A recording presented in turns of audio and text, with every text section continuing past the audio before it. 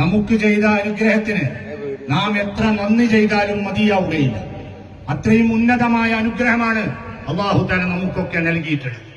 അല്ലാഹു സുബ്ഹാനഹു വ തആല നമുക്ക് നേതൃത്വം നൽകാൻ, നമുക്ക് തർബിയത്ത് ചെയ്യാൻ, നമ്മുടെ ഉള്ളും പുറവും വൃത്തിയാക്കി നമ്മളെ അല്ലാഹുവും അവന്റെ റസൂലുമായി ബന്ധമുണ്ടാക്കി തരാൻ അല്ലാഹു തആല ഏതൊരു ശൈഖിനെയാണോ നിയോഗിച്ചതെങ്കിൽ അവരെ കേവലം തരീഖത്തിന്റെ കാര്യങ്ങൾ മാത്രം പറഞ്ഞുകൊണ്ടിരിക്കുന്ന ഒരു ശൈഖല്ല, മറിച്ച് തരീഖത്തിന്റെ ഉന്നതമായ വഴികളിലൂടെ അവർ നയിക്കുന്നതിനോടൊപ്പം ആദ്യമായി ശരീഅത്തനുസരിച്ച് ജീവിക്കുന്നവരാക്കി നമ്മളെ മാറ്റുകയാണ് ആദ്യമായി ചെയ്തിട്ടുള്ളത്.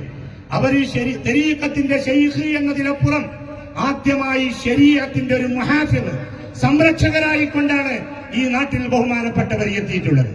ആ ശരീഅത്തിന്റെ ഭദ്രതയെ ഉറപ്പുവരുത്തുന്ന ഒരു തരീഖത്തും അതിനാവശ്യമായ പഠനങ്ങളും അതിലൂടെ മുന്നോട്ട് നീങ്ങുന്ന ആളുകളെ അള്ളാഹുവിലേക്ക് എത്താൻ ആവശ്യമായ പഠനങ്ങളും നൽകുന്ന ഒരു രീതിയാണ് ബഹുമാനപ്പെട്ട ഗൗസുൽ ആദം റളിയല്ലാഹു അൻഹുവിന്റെ പരമ്പരയിൽ ജനിച്ച ബഹുമാനപ്പെട്ട നൂരി ഷാ റഹ്മത്തുള്ളാഹി അലൈഹി ഈ പ്രദേശത്ത് ചെയ്തിട്ടുള്ളത്. നമ്മളൊക്കെ പൊതുവെ തരീഖത്തിന്റെ മശായിഖന്മാരെന്ന് പറഞ്ഞാൽ നമ്മൾ പൊതുവെ മനസ്സിലാക്കി പോരുന്നത് അവർ ജനങ്ങളിൽ നിന്നൊക്കെ അകലെ എവിടെയെങ്കിലും തനിച്ചൊരു മൂലയിൽ ഇരിക്കുകയും അവരുടെ പക്കല് തബറുക്കിനോ മറ്റോ ആയി ആരെങ്കിലും വന്നാൽ അവർക്ക് എന്തെങ്കിലും ചില ഉപദേശങ്ങളും നിർദ്ദേശങ്ങളും നൽകി അവരെ അള്ളാഹുമായി ചേർക്കാനുള്ള ചില കാര്യങ്ങളൊക്കെ പറഞ്ഞു വിടുകയും ചെയ്യുന്ന അങ്ങനത്തെ ഒരു വിഭാഗക്കാരെ മാത്രമാണ് തരീഖത്തിന്റെ ശരീഖായി നമ്മളൊക്കെ പൊതുവെ ധരിച്ചു വെച്ചിട്ടുള്ളത്.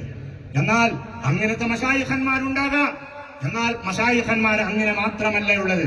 കാമിലീങ്ങളായ മുറബ്ബിയായ മശായിഖന്മാർ അവര് ഒന്നോ രണ്ടോ ആളുകളിലേക്ക് മാത്രം നിയോഗിക്കപ്പെടുന്നവരല്ല.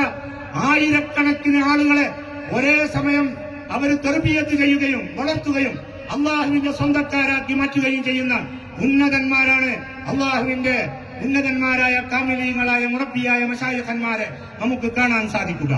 നാം ചർച്ച ചെയ്തുകൊണ്ടിരിക്കുന്ന സ്മര്യ പുരുഷർ അവർ ബഹുമാനപ്പെട്ട ഗൗസുൽ ആദം റളിയല്ലാഹു അൻഹുവിന്റെ ആ രക്തത്തിൽ പിറന്ന അവരുടെ സന്താന പരമ്പരയാണ്.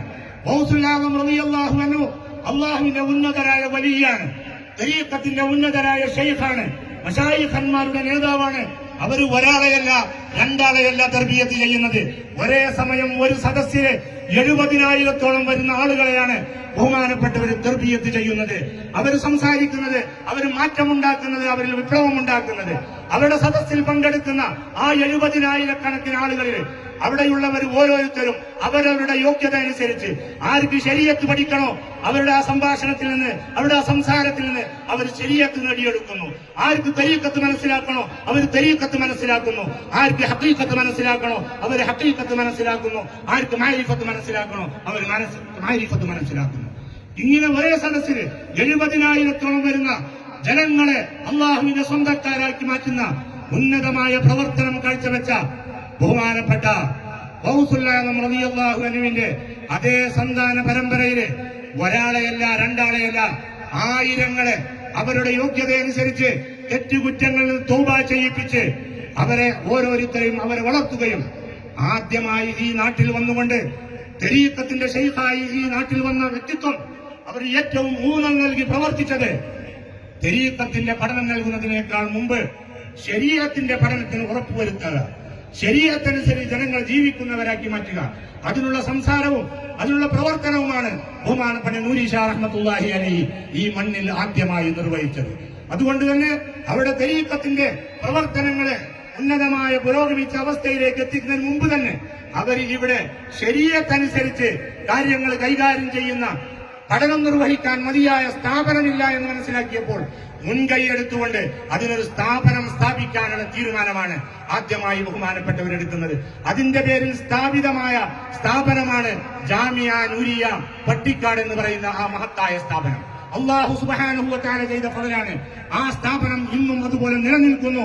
അതിൽ നിന്ന് 100 കണക്കിന് ആളുകൾ ഓരോ വർഷവും പഠിച്ച് വിരമിച്ചുകൊണ്ടിരിക്കുന്നു. അല്ലാഹു തആല അതിന് ഇനിയും കൂടുതൽ അഭിവൃദ്ധിയും ഉന്നതിയും നൽകട്ടെ എന്ന് നാം പ്രാർത്ഥിക്കുകയാണ്. ബഹുമാനപ്പെട്ട അതിന്റെ സ്ഥാപകനായ ശൈഖ് നൂരിയുടെ ആ ഉന്നതമായ ഫൈളാൻ കൊണ്ട് നമ്മൾക്കും അവർക്കും കൂടുതൽ അനുഗ്രഹീതരാകാൻ അല്ലാഹു സുബ്ഹാനഹു വ തആല തൗഫീഖ് ചെയ്യട്ടെ.